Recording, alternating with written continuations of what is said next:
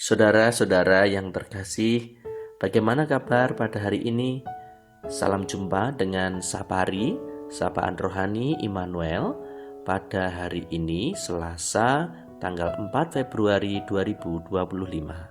Saat ini, marilah kita sejenak mendengarkan dan merenungkan kebenaran Tuhan dengan tema kita tidak boleh menyembunyikan talenta yang diberikan kepada kita, yang didasarkan pada bacaan kita pada saat ini dari Injil Matius 25 ayat 14 sampai dengan 30 dengan nats pada ayat 29 yang demikian.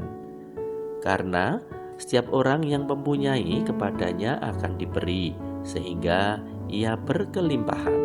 Tetapi siapa yang tidak mempunyai, apapun juga yang ada padanya akan diambil daripadanya. Bapak Ibu saudara-saudara yang dikasihi oleh Tuhan, suatu kali seorang konduktor yang terkenal sedang mengadakan suatu pertunjukan konser musik yang begitu besar. Pada suatu saat kelompok paduan suara sedang menyanyikan nyanyian dengan diiringi ratusan alat musik. Ada seorang pemain piccolo, yaitu semacam seruling yang kecil, tiba-tiba berhenti bermain karena ia mengira peranannya tidak akan memberikan pengaruh di tengah musik seagung itu. Tiba-tiba sang konduktor berhenti lalu berteriak, "Mana piccolonya?" Ternyata suatu alat musik kecil itu pun dibutuhkan dan sangat penting untuk membuat harmoni yang indah. Dan menariknya, telinga sang konduktor itu pun ternyata tidak pernah melupakannya. Jika pertunjukan konser musik simfoni tersebut diibaratkan dengan kehidupan kita, kita seringkali mungkin juga berpikir seperti pemain piccolo tersebut. Kita berpikir bahwa kita tidak bisa memberikan dampak apa-apa dalam kehidupan ini, baik kepada dunia yang luas, lingkungan, atau keluarga kita sendiri. Saat kita tersandera perasaan diri yang kerdil. Pikiran yang negatif seperti itulah yang justru bisa menjebak kita.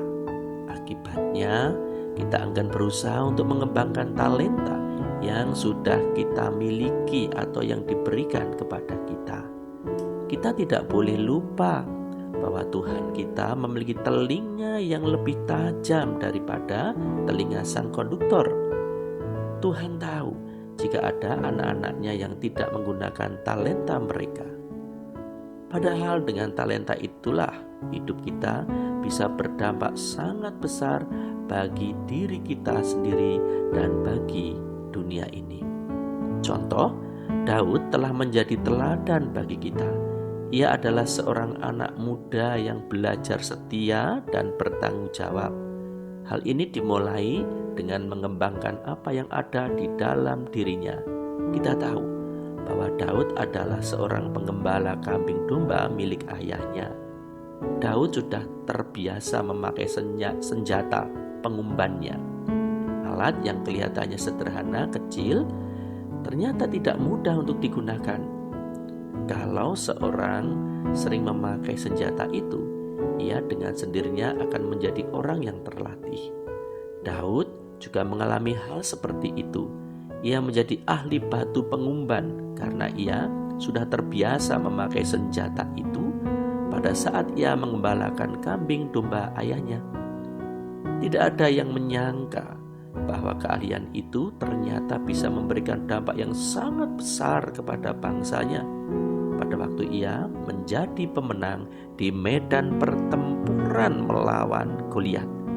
Sayangnya, kita tidak sering meneladani Daud, tetapi kita malah melakukan hal yang jahat seperti yang dilakukan oleh orang yang menerima satu talenta dari tuannya dalam sebuah perumpamaan yang sangat menarik tentang talenta. Pada bacaan kita tadi, kita menyembunyikan talenta yang dipercayakan Tuhan kepada kita. Yang lebih parah lagi, kita seringkali berkata, "Mengapa orang lain diberi banyak talenta, sementara saya hanya diberikan sedikit?" Tuhan tidak adil. mengapa juga saya harus mengembangkan talenta ini? Sebenarnya yang ditekankan di sini bukanlah masalah sedikit atau banyaknya talenta yang dipercayakan Tuhan kepada kita, melainkan apakah kita berusaha untuk mengembangkannya atau tidak.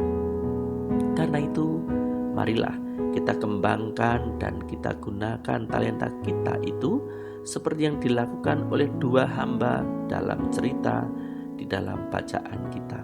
Matius 25 ayat 14-23. Dengan berbuat demikian, kita tidak hanya menyenangkan hati Tuhan, tetapi kita juga bisa memberikan dampak positif yang merubah bagi diri kita sendiri dan semua orang yang ada di sekitar kita, di lingkungan kita. Pada akhirnya, marilah kita ingat-ingat dengan sungguh-sungguh, kita tidak boleh menyembunyikan talenta yang diberikan kepada kita.